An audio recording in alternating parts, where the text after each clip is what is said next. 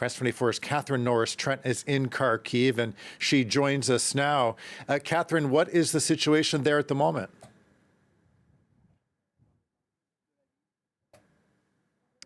The situation here remains very tense. There have been several loud explosions heard in Kharkiv this afternoon, and local authorities say, again, there have been dozens of strikes around the city and in the northern and eastern suburbs in the past 24 hours. We ourselves witnessed incoming fire in residential areas and then towards the north of the city, where most residents have fled, but a few people still hanging on there and sheltering in basements.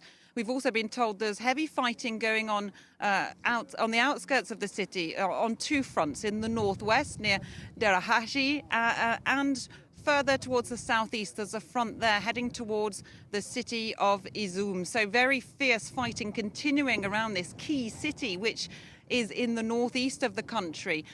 Lots of strikes, as I said. There have been fires.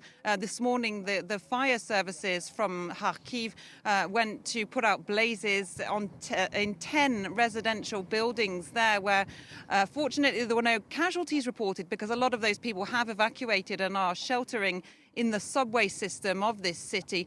Two elderly ladies were rescued by those fire teams, and the situation remains very tense here.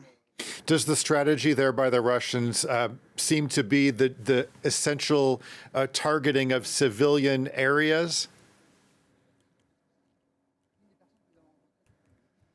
Well, we've been hearing about strikes this afternoon and local residents saying that they hit perhaps a commercial zone. We're still waiting for official confirmation on that.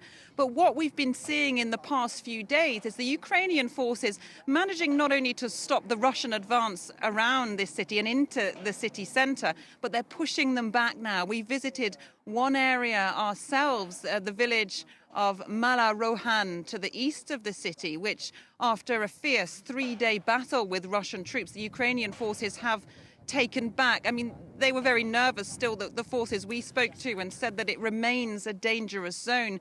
And we saw debris from missiles and along the roads, and burnt out Russian tanks as well in that village. Villagers there we managed to speak to told us that they had witnessed that fierce fighting, many of them huddled down in their homes or basements. One old man we spoke to in that village said that Russian forces had come into his house and searched everything, turning it upside down, turning his mattress upside down, his living areas, searching for anything they could find, money or ammunition. But they have now been pushed out of that village, and they're being pushed further east. So the Ukrainian forces managing to make some advances there to the east of Kharkiv, but those are still very much unconsolidated further east of Malarohan. Yeah, we're looking at some of the footage you sent back here of that village that was retaken. It looks pretty devastated there. What's the mood among Ukrainians? I mean, there's a lot of devastation happening, but as you said, they are making some gains. People here in Kharkiv remain defiant, perhaps feeling a little more optimistic than they were a few weeks ago, when the very city centre here in this city, the second largest in Ukraine, once home to 1.5 million people almost. But there's still a lot of people terrified, and I would say even traumatized, because a lot of them are afraid to go outside on the city streets. There's a nighttime curfew in place, as there is in many parts of Ukraine, and thousands of people who haven't fled the city are still spending most of their time underground, many of them sleeping in the subway system and only going out to get supplies or get a little bit of fresh air. But people here are very worried.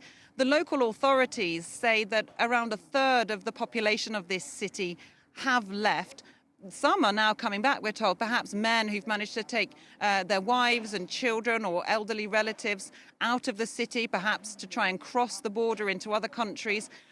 So the feeling is very tense and unstable, perhaps a sense of a little more security than a few weeks ago. But, you know, this is a location in Ukraine where fierce fighting is still raging very near the city, and you can very often hear the loud bangs of explosions and artillery fire. The local authorities say that in the whole Kharkiv region, in this area of Ukraine, there were some 380 Grad and Smerch missile strikes. To just give you a sense of the size, the scale of the fighting in this area of northeast Ukraine. Okay, France 24's Catherine Norris Trent in Kharkiv. Catherine, take care and please stay safe.